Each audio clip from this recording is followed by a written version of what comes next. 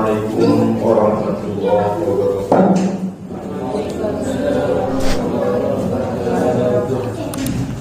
Alhamdulillahirabbil alamin bihi nasta'in ala umuri dunya waddin. Wassalatu wassalamu ala asyrafil anbiya'i wal mursalin sayyidina wa maulana Muhammadin wa ala alihi wa ashabihi ajma'in. Rabbi shrah li sadri wa yassir li amri wa hlul 'uqdatam min lisani yafqahu qawli. Hadirin dan hadirat jamaah pengajian malam minggu yang mudah-mudahan dimuliakan oleh Allah Subhanahu wa taala. Sebelum kita memulai pengajian pada malam hari ini, marilah kita bacakan suratul Fatihah yang kita hadiahkan pahalanya kepada guru-guru kita, kepada orang tua kita, kepada sanak famili kita, kepada orang-orang yang telah berjasa bagi kita, terutama guru kita bersama Bapak Kiai Abdul Aziz Mustafa Basha dan Bapak Kiai Haji Asmul Rahman. Mudah-mudahan Allah Subhanahu wa taala mengampuni segala kesalahan mereka, Allah terima segala amal perbuatan mereka, dan Allah jadikan kuburan mereka rawdatan min riyadil jannah. Ala hadhihi niyyah wa li kulli niyyatin shalihah ila hadratin Nabi Mustafa Muhammad sallallahu alaihi wasallam. Al-Fatihah. Kemarin terakhir wala sultanu bi ghairi adlin. Benar. Bismillahirrahmanirrahim. Qala al-muallifu rahimahullahu ta'ala wa nafa'na bihi wa bi ulumihi fid dunya wal akhirah. Walal hasabu ay al-manaqibu kal ilmi wasyaja'ati bi ghairi adabin. Ini berarti yang keberapa? Yang kelima. Kemarin kita sudah mempelajari maqalah dari Sayyidina Umar. Beliau bilang ada 10 perkara ya, yang mana 10 perkara itu tidak pantas, tidak cocok, tidak layak tanpa diiringi 10 perkara lain. Kemarin kita sudah belajar 4, berarti membahas 4. Sekarang yang kelima, walal hasabu ay al-manaqibu, dan tidak pantas atau tidak layak al-hasabu. Al-hasabu itu bisa pangkat, ay tegasnya al-manaqibu. Manaqib itu apa? Ketokohan, profil ya. Kal ilmi, seperti ilmu, wasyaja'ati, dan juga keberanian, bi ghairi adabin, dengan tanpa adab. Yang kelima, enggak pantas ya apabila manaqib ya, ketokohan, baik ya dengan ilmu ataupun dengan keberaniannya, enggak pantas kalau tanpa diiringi dengan adab atau tata krama. Contohnya misalkan ya ada ya seorang ya tokoh ya, seorang tokoh ya, dia bagi-bagi ya makanan kepada rakyatnya, tapi dengan cara dilempar ya. Kalau bicara berani atau enggak, pasti berani. Cuman pantas atau tidak? Ya, enggak pantas. Ya, seorang abang ya bangunin adiknya ya dengan cara nendang-nendang pakai kakinya. Oh, bang. Ya, abangnya berani. Cuman enggak pantas keberanian ini tanpa diiringi dengan adab. Ya, kalau secara tata krama ya rasanya kurang pas ya, karena seorang abang yang seharusnya memberikan contoh yang baik untuk adik-adiknya ini ya memberikan contoh yang tidak baik. Qala ba'dul hukama'i al-ilmu syarafun la qimata lahu wal adabu malun la khawfa alaihi. Qala ba'dul hukama'i, berkata siapa sebagian ahli hikmah, al-ilmu syarafun la qimata lahu, ilmu itu merupakan kemuliaan yang tiada harganya, yang tiada harganya baginya. Wal adabu malun, dan adab merupakan suatu harta. La khawfa alaihi, yang tidak takut atau tidak dikhawatirkan alaihi atasnya. Ya. Ini sudah jelas ya. Kemarin kita sudah belajar terkait ilmu dan juga adab. Ya. Jadi ilmu itu yang menurut sebagian ahli hikmah kemuliaan ya, yang gak ada harganya, yang gak bisa dibeli oleh apapun, yang gak ada tandingannya.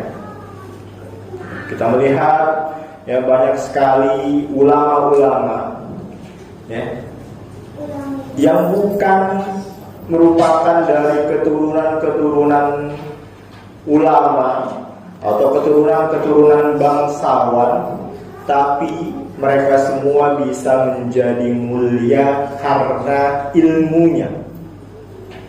Ya, banyak sekali ya di kalangan tabi'in atau tabi'in ya, ulama-ulama terkenal semacam Hasan al-Basri, Sa'id bin Jubair.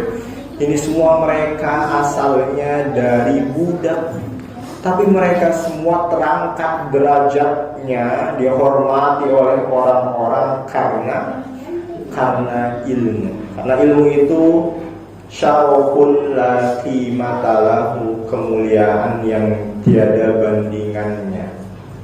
Bahkan ya, sekali beramirul mukminin ya, waktu itu ya, ada salah satu amirul mukminin dari Bani Umayyah ya, itu ya dengan Sa'id bin Jubair ini hormat ya, tunduk, padahal dulunya merupakan seorang budak. Begitu juga ada wal adabu malun la khawfa alaihi, adab merupakan harta la khawfa alaihi, kita nggak usah takut kehilangannya, kita nggak usah jagain tuh harta, nggak usah jagain adab. Tapi kalau duit, kita harus selalu menjaganya. Bahkan kita taruh di bawah bantal tidur, kita taruh di kolong kasur, karena saking takut kehilangan harta. Tapi kalau ada malah sebaliknya. Ya, kalau ada ilmu itu bukan kita yang menjaga mereka, tapi mereka yang menjaga kita. Adab dan ilmu ini semua yang akan menjaga kewibawaan kita.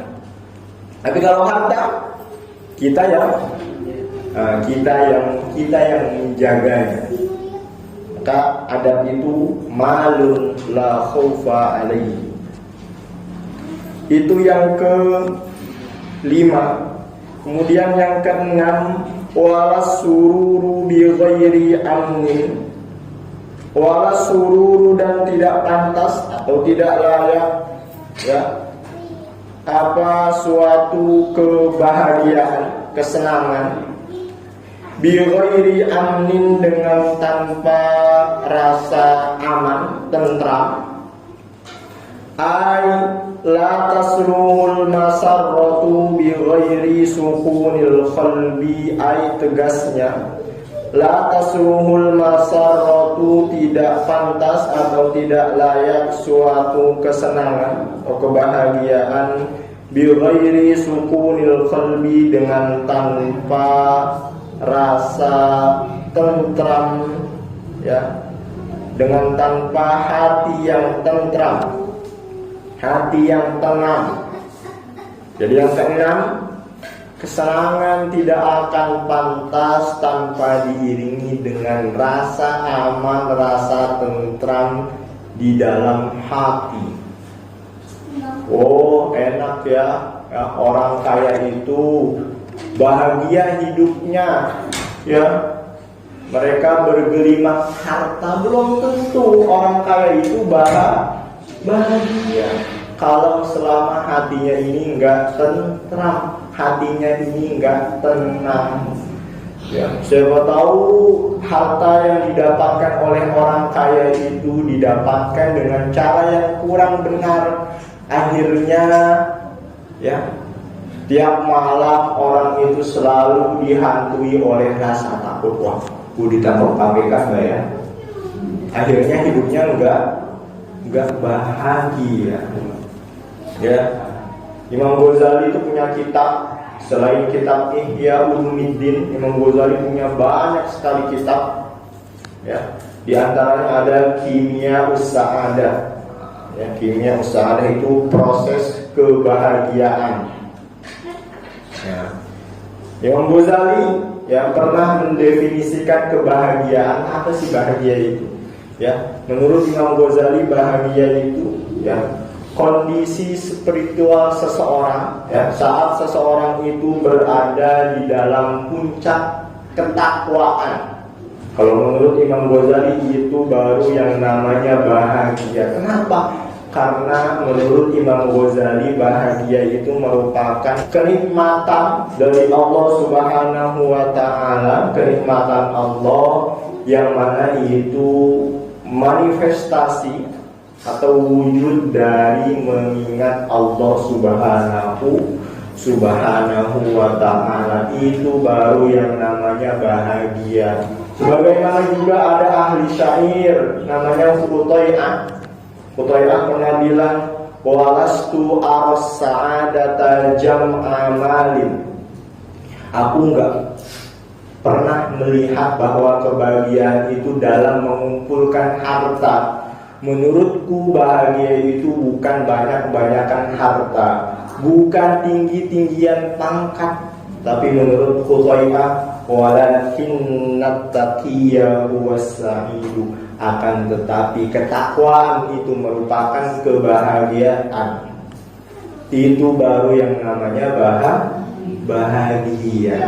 Karena percuma kalau kita main banyak-banyakan harta, tapi kita jauh dari zat yang memberikan kebahagiaan kepada kita. Kalau kita, ya, lihat di dalam Al-Quran, bahagia itu banyak, ya, banyak sekali sinonimnya, ya, banyak sekali muradifnya. Ya, bahagia di sini, ya, ada menggunakan kata surur, senang, bahagia. Ada lagi menggunakan kata sa'ada, sa'id, bahagia. Seperti yang digunakan Qutaibah ini, walastu as-sa'adat. Ya. Ada lagi, ya, bahagia di dalam Al-Quran itu menggunakan kata falah. Ustaz Fajrul Falah, ya, artinya menang, bahagia, beruntung. Banyak sekali itu di dalam Al-Quran, ya, yang menggunakan kata aflaha. Qad aflahal mu'minun. Di dalam surat Al-Mu'minun, alladzina hum fi sholatihim khashi'un. Ini baru yang namanya bahagia. Siapa dia? Orang mukmin yang mana khusyuk di dalam sholatnya, dan seterusnya. Selain itu, walladzina hum lizakati fa'ilun. Oh, itu orang, ya, selain dia khusyuk di dalam sholat, dia juga menunaikan zakat. Enggak lupa, Karena ya ada di dalam Al-Quran surat apa tuh? Surat Al-Imran ayat 180.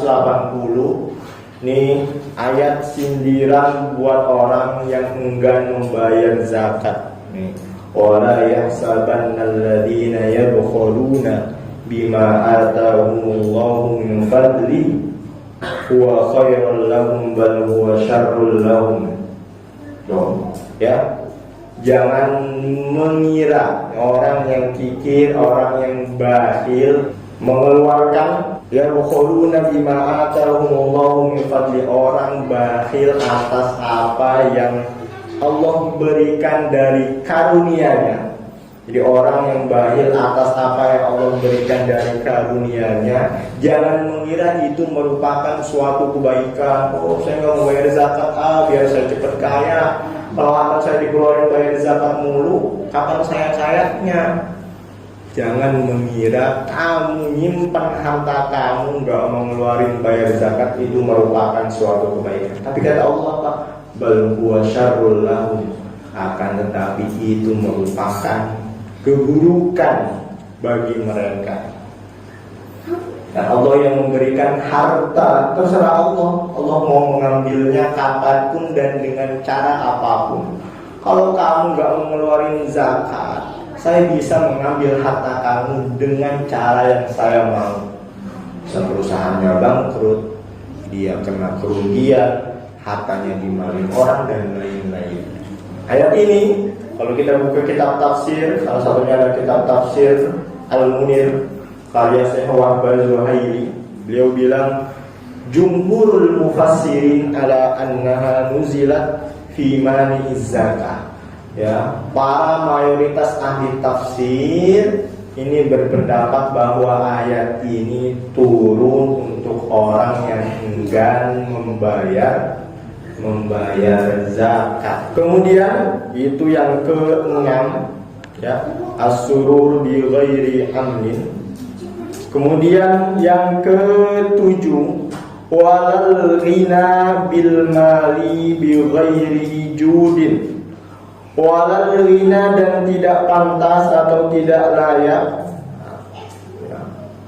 suatu kekayaan atau kecukupan bil mali dengan harta, bil ghairi judin dengan tanpa sifat kedermawanan.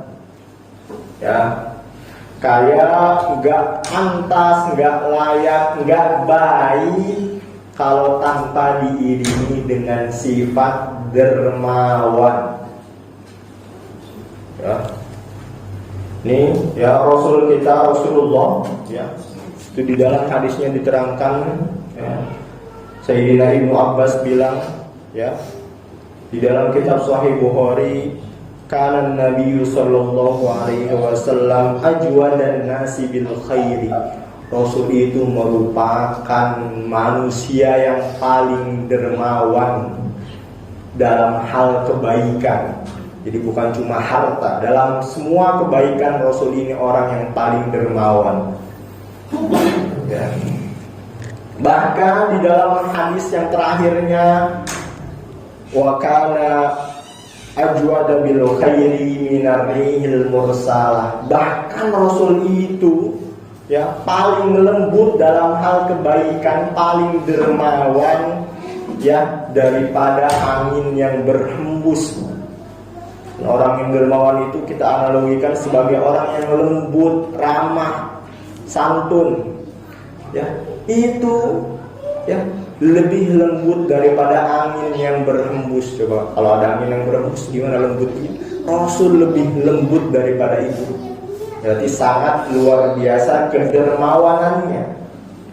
Ya, bahkan kedermawanan ini tertular terutama kepada orang-orang terdekat Rasul, istri-istri Rasul.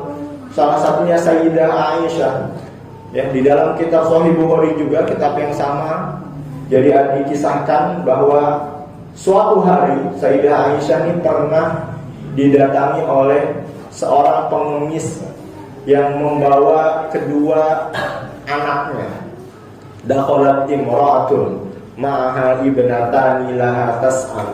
Masuk menemui Sayyidah Aisyah minta-minta. minta sedekah, ya ummul mukminin, tapi falam tajid indi syai'an ghairu tamratin, tapi saya nggak punya sesuatu, nggak punya apa-apa kecuali ada satu butir korma. Bayangin, ya. Tapi apakah cuma punya satu butir korma, lalu Sayyidah Aisyah enggan ngasih? Enggak. Ya, fa'aqtuituha iya, maka aku kasih itu satu butir korma kepada seorang pengemis. Walaupun di rumahnya cuma punya satu-satunya makanan itu satu butir korma, tetap dikasih oleh Sayyidah Aisyah. Lalu faqasamatha baina ibnataiha, kemudian satu korma itu dibagi dua, dikasih ke kedua anaknya. Walam takul minha, tapi si ibunya nggak makan dari korma itu. Ini luar biasanya seorang ibu juga. Dia lebih mendahulukan anaknya daripada dirinya sendiri. Gue nggak apa-apa kelaparan, asal anak gue jangan kelaparan. Kemudian setelah dikasih kedua anaknya korma, dia berdiri, kemudian dia keluar pergi. Ini kedermawanan Rasul yang tertular kepada istrinya. Bahkan di hadis lain Rasul ya memuji ada seorang sahabat perempuan ya, yang mana dia sangat dermawan, walaupun harta yang disedekahkan ini ya punya suaminya dan bukan punya dirinya sendiri. Nah, di dalam hadis lain, idza anfaqatil mar'atu min baiti zawjiha ghairu mufsidatin. Ya, kata Rasul, apabila seorang perempuan berinfak, bersedekah dari harta suaminya, tapi dengan syarat, ya, ghairu mufsidatin, dengan tanpa berlebihan. Jangan semua, ya satu lembar dikasih, deh, bang, apa ibu sedekahin ya? Ya ghairu mufsidatin. Ya, kalau dengan tanpa seizinnya, ya enggak apa-apa, asalkan jangan berlebihan, asalkan sekiranya suaminya itu ridho kalau harta itu disedekahkan untuk orang lain. Ya. Maka apa kata Rasul, kanalaha ajru ma anfaqat, maka bagi seorang istri itu pahala sesuatu yang ia sudah sedekahkan. Jadi walaupun istri itu ya mensedekahkan bukan pakai hartanya, tapi pakai harta suaminya, karena dia sudah berbuat, maka si istri juga dapat pahala. Suami walaupun dia nggak berbuat tapi pakai hartanya, wa li zawjiha ajru maktasaba, maka bagi suaminya ini pahala sesuatu yang dia sudah usahakan, hartanya. Di kebahagiaan semua pahalanya tuh, istrinya dapat, suaminya juga dapat. Bahkan kalau di rumah tangga itu ada pembantu yang bantuin nyimpan harta keluarga itu, wali hazinihi misru zalik. Kalau bagi si apa itu namanya, bendahara, tukang apa? Ya pembantunya yang bantuin nyimpan duit, ya sistemnya, mislu zalik, juga dapat pahala seperti itu. Bo, tolong ambilin dong duit itu, si ayah di situ, tuh di luar ada pengemis, cuma bantuin ngambilin, dia dapat pahalanya juga. Ya, bahkan la yunkisu ba'duhum ajra ba'din, ya, dan tidak mengurangi sebagian lainnya pahala sebagian lain, tetap dapat jatahnya semuanya, istrinya, suaminya, pembantunya. Ya. Tapi ya ini ya gak semua ulama membolehkan. Kalau membolehkan kan suaminya protes, wow, uang saya kok hilang mulu di lemari. Ya, si istri nggak izin. Nah, di sini kalau di dalam ya syarah Aunul Maqbul, syarah kitab Sunan Abi Daud, ya, ammatul ulama ala annahu la yajuzu laha at-tasadduq min mali zawjiha bi ghairi izni. Tapi kebanyakan ulama, ya, ammatul ulama itu berpendapat enggak boleh Si istri kalau dia bersedekah, berinfak dengan tanpa seizin suaminya. Loh, kok di dalam hadis ini boleh? Ya, wal hadisud dal ala jawaz ukhrija ala adati ahli Hijaz. Hadis ini yang menunjukkan kebolehan tadi ini karena kebiasaan orang-orang Hijaz, kebiasaan penduduk Hijaz. Kan mereka tuh ya welcome banget sama tamu. Ya, kalau ada tamu mereka welcome. Nah, ya, kebiasaan mereka kalau ada tamu semua urusannya itu, ya, kalau nggak ada suaminya itu dikasihkan, dilimpahkan ke istrinya. Kasih istrinya boleh, ya. Kalau nggak ada suaminya dia mengeluarkan ya hartanya. Nah, ini kebiasaan di sana. Maka kalau kebiasaan di Indonesia gimana? Nah, tergantung kebiasaan di setiap tempat masing-masing. Ya, ya. Tapi tadi, ya, kalau misalkan istrinya kan udah hidup lama berdua, ya kayaknya si ayah kalau saya ngeluarin 1.000 doang nggak bakal marah, maka boleh. Di sini, ya, qala Rasulullah sallallahu alaihi wasallam. Ya, ini ada hadis ya dari sahabat Abu Hurairah, ya. Ini diriwayatkan oleh Imam At-Tirmizi di dalam kitabnya Sunan At-Tirmizi. As-sakhiyyu qaribun minallahi ta'ala. Seseorang yang dermawan itu dekat dengan Allah Subhanahu wa taala. Qaribun minan nasi, juga dekat dengan manusia. Sudah pasti. Orang dermawan itu pasti dekat dengan Allah, karena memang ini perintah Allah, perintah Rasulullah, sudah pasti dekat dengan Allah dan juga Rasulullah, ya.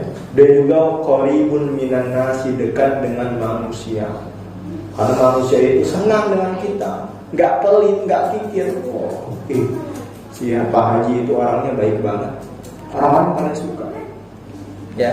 Qaribun minal jannati, sudah pasti karena ini perintah Allah, perintah Rasulullah, sudah pasti qaribun minal jannati, dekat dengan surga. Kalau sudah dekat dengan surga, sudah pasti juga ya ba'idun minan nari, jauh dari api neraka. Sebaliknya, wal bakhilu ba'idun minallahi ta'ala, wal bakhilu, dan adapun orang pelit, orang kikir, ba'idun minallahi ta'ala, jauh dari Allah, jauh dengan Allah Subhanahu wa ta'ala. Ba'idun minan nasi, juga jauh dari manusia. Nah, karena pelit dia, ada orang minta bantuan nggak mau dikasih, ya, ada orang ya minjem nggak dikasih, pelit. Ada orang minta diusir. Jadi orang-orang nggak senang. Ya, ba'idun minal jannati, jauh juga dari surga. Ya, karena tidak melaksanakan perintah Allah Subhanahu wa ta'ala, karena nggak mengikuti apa yang dilakukan oleh Rasulullah Sallallahu Alaihi Wasallam. Kalau sudah jauh dari surga, sudah pasti qaribun minan nari, dekat dari api, dekat dengan api neraka. Tapi wal jahilus safiyu, ya, dan orang dermawan yang bodoh, orang bodoh tapi dermawan, ya, ahabbu ilallahi ta'ala, lebih disukai, dicintai oleh Allah Subhanahu wa ta'ala, minal abidil bakhili, dari seorang hamba ahli ibadah al-bakhil, yang pelit. Ada orang ahli ibadah, ahli ibadah nih, ya, hajinya udah berkali-kali. Kalau di film ya, tukang bubur naik haji itu ada Pak Haji Muhyiddin. Ini nyebut nama karena bukan fakta, ya, jadi nggak gibah. Haji Muhyiddin, haji berkali-kali, ya, tapi pelit. Sedangkan ada orang bodoh, ya, bodoh, nggak berilmu tapi dia dermawan. ini lebih dicintai oleh Allah Subhanahu wa ta'ala daripada seorang hamba tadi ahli ibadah tapi pelit. Karena kenapa? Karena ada di dalam kaidah fikih al-muta'addi afdalu minal qasir. Ya, ibadah yang sifatnya menular, memberikan manfaat ke orang lain itu lebih utama daripada ibadah yang qasir, pendek, tetap. Kemanfaatannya itu dimiliki oleh dirinya sendiri doang. Kalau tadi ibadah kan kemanfaatannya untuk ya orang itu aja. Sedangkan kalau tadi dia dermawan, kemanfaatannya bisa dirasakan oleh orang lain. Makanya itu ya seorang yang bodoh ini karena dia dermawan ini lebih dicintai oleh Allah Subhanahu wa ta'ala. Di dalam Al-Quran tuh ada tuh ya surat Al-Ma'arij. Kita kan lahir di dunia nih, bayi kan tangannya apa nih? Terkepal. Yang manusia itu asalnya pelit, kikir, ya. Yang tukang berkeluh kesah. Innal insana khuliqa halua. Idza massahu syarru jazua wa idza massahu khairu manua. Manusia tuh ya innal insan khuliqa halua, sesungguhnya manusia itu diciptakan halua. Halua itu apa? Berkeluh kesah, ngaduan, protes.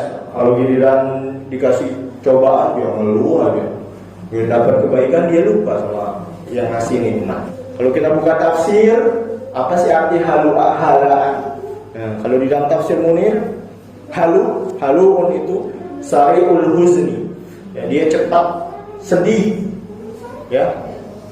Wal jazai, dan cepat jaza apa? Cemas, panik. Manusia tuh orang yang cepat sedih, panik, cemas, ya. Kemudian syadidul hirsi, tapi dia keinginannya kuat, ya. Qalilus sabri, tapi dia juga sedikit sabarnya. Tuhalu, ya.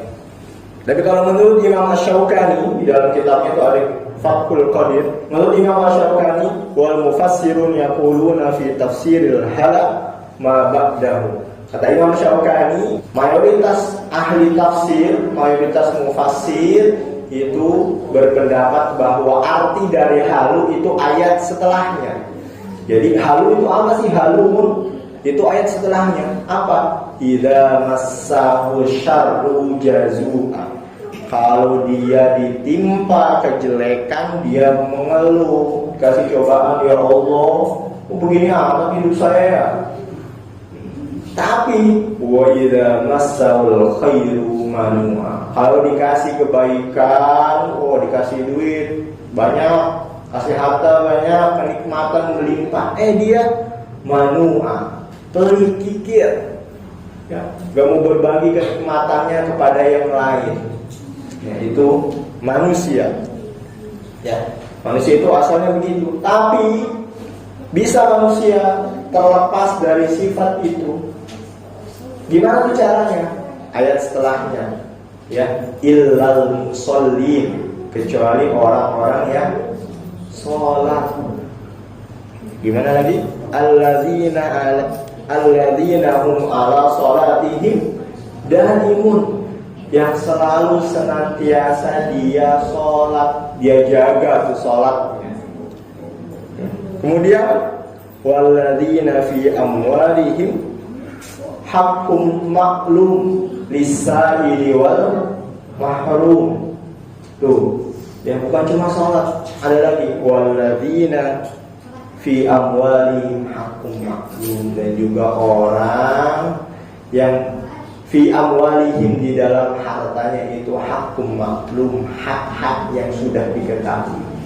Ya, jadi di dalam harta kita itu bukan hak kita semua, tapi ada hak orang lain yang harus kita keluarkan. Selanjutnya yang ke 8.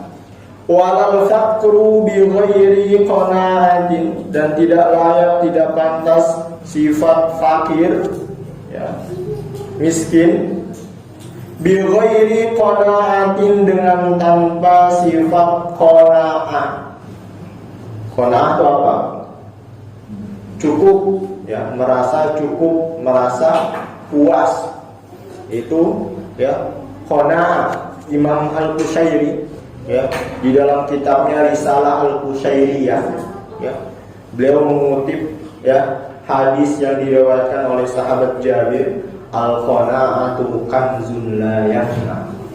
Sahabat Jabir, ya, Rasulullah pernah bersabda, jadi qana'ah itu merupakan kanzun. Kanzun itu apa?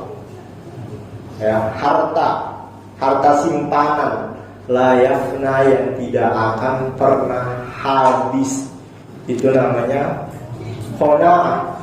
Karena itu merupakan harta simpanan yang tidak akan pernah habis. Kenapa enggak pernah habis? Karena ketika seorang hamba itu di dalam hidupnya merasa cukup, merasa puas, merasa walaupun ya hidupnya gitu-gitu aja, boleh dikatakan miskin, tapi dia merasa cukup, ya, maka ini akan menjadi harta simpanan bagi dia, karena dia nggak akan berkeluh kesah. Seseorang walaupun kaya tapi nggak diiringi oleh sifat qanaah, maka dia nggak akan pernah puas, nggak akan pernah cukup. Mau harta sekaya apapun, ya, pasti akan terus dia kejar. Wah, belum ini nih, ya, belum ini, ya, walaupun kita nggak kaya tapi ya kita punya sifat qanaah, insya Allah kita akan selalu yang bersyukur kepada Allah subhanahu wa ta'ala. Biasanya qanaah ini diidentikan untuk orang miskin, enggak, ya. Qanaah ini bukan sifat untuk orang miskin saja, tapi untuk orang kaya juga. Nih, kita baca hadisnya, di sini ada hadisnya. Ya, hadisnya diriwayatkan oleh Abu Hurairah. Qala Rasulullah sallallahu alaihi wasallam, kun wari'an takun a'badan nasi. Jadilah engkau orang yang waro' itu menjauhi apa yang dilarang oleh Allah subhanahu wa ta'ala. Maka takun a'badan nasi, engkau akan menjadi ya a'badan nasi, ya, manusia yang rajin beribadah. Akbar, ya. Wa kun qani'an takun ashkarun nasi. Nah, jadilah engkau seseorang yang cukup, ya, yang merasa puas, yang qanaah, yang merasa cukup, maka takun ashkarun nasi, engkau akan menjadi manusia yang paling bersyukur. Ya. Jadi ya salah satu kuncinya supaya kita bersyukur ya atas apa yang diberikan oleh Allah subhanahu wa ta'ala, itu kita ya merasa cukup, merasa puas. Wa ahibba lin nasi ma tuhibbu li nafsika takun mu'minan. Wa ahibba lin nasi, dan cintailah manusia ma tuhibbu li nafsika, ya, sesuatu yang engkau cintai untuk dirimu. Cintai manusia sebagaimana engkau mencintai dirimu sendiri, maka takun mukminan, engkau akan menjadi mukmin yang sejati. Dan ada ya hadis lain, la yu'minu ahadukum hatta yuhibbu li ghairihi ma yuhibbu li nafsihi, atau kama qala Rasulullah. Ya, jadi seorang itu tidak akan beriman ya sampai dia bisa mencintai orang lain sebagaimana mencintai dirinya sendiri. Kemudian wa ahsin mujawarata man jawaraka takun musliman. Wa ahsin, dan berbuat baiklah. Mujawarata, ya, di dalam bertetangga, mujawarah, ya. Man jawaraka, seseorang yang bertetangga denganmu, takun musliman, maka engkau akan menjadi muslim yang sejati. Ini juga nih banyak nih, ya, hadis-hadis anjuran menghormati tetangga. Bahkan sama tadi dikaitkan dengan keimanan. Maka yu'minu billahi wal yawmil akhir falyukrim jarahu. Ya, seseorang yang beriman kepada Allah dan juga hari akhir, falyukrim jarahu, maka hormatilah tetangganya. Saya sudah sering sebutkan, ya, hadis, bahkan, ya, Rasul itu, ya, mengira tetangga itu mendapatkan warisan sebagaimana ahli waris lainnya. Kenapa? Karena malaikat Jibril itu selalu menganjurkan Rasul untuk menghormati tetangga. Hei Muhammad, hormati tetangga, hormati tetangga, hormati tetangga. Karena sering bilang seperti itu, kayaknya tetangga itu sama di haknya kayak ahli waris lainnya, kayak saudara-saudara lain. Ya, mazala Jibril yusini bil jari hatta dhanantu annahu sayuwarisu. Malaikat Jibril itu selalu berwasiat kepada aku, nasihatinku, ya, untuk selalu menghormati tetangga hatta dhanantu annahu sayuwarisu, sampai aku mengira bahwasanya tetangga itu, ya, mendapatkan hak waris. Ya, itu tetangga. Kemudian wa akil ladhika, ya, dan sedikitlah tertawa. Fa inna kasratad dhahiki tumitul qalba. Karena sesungguhnya banyak tertawa itu dapat mematikan hati. Jadi tertawa boleh, nggak dilarang, ya, tapi, ya, seperlunya. Tapi nggak usah kebanyakan ketawa, ya, itu dapat mematikan hati. Kemudian qala Abdullah bin Mubarak, berkata siapa Abdullah bin Mubarak, izharul ghina fil faqri ahsanu minal faqri. Izharul ghina fil faqri, menampakkan kekayaan atau kecukupan fil faqri, dalam keadaan fakir, ahsanu minal faqri, lebih baik daripada sifat fakir atau kefakiran itu sendiri. Jadi menurut Abdullah bin Mubarak, ya, seseorang yang menampakkan kekayaan, menampakkan saya ini bukan orang miskin, saya ini orang cukup, supaya nggak dikasihani oleh orang lain, ya, itu ahsan minal fakri, lebih baik daripada kefakiran. Ya, seorang ini menampakkan bahwa dirinya tuh nggak miskin ke orang lain, walaupun sebenarnya dia miskin. Supaya apa? Supaya orang lain tuh nggak kasihan ke dia, ya, karena seorang ini tuh iffah, ya, selalu menjaga dirinya, dia nggak minta-minta ke orang lain. Nah, orang seperti ini, ya, ahsanu minal faqri, lebih baik, ya, minal faqri, daripada kefakiran itu sendiri. Kemudian selanjutnya wala rif'atu wallahu a'lam bis-shawab. Waktu sudah jam 7:30 lewat, ya. 2 lagi kita lanjutkan besok, ya. Kurang lebihnya mohon maaf, ya. Kebenaran datang dari Allah dan kebodohan itu berasal dari al-fakir sendiri. Allahumma fi ila ma yuhibbu wa yarda. Assalamualaikum warahmatullahi wabarakatuh.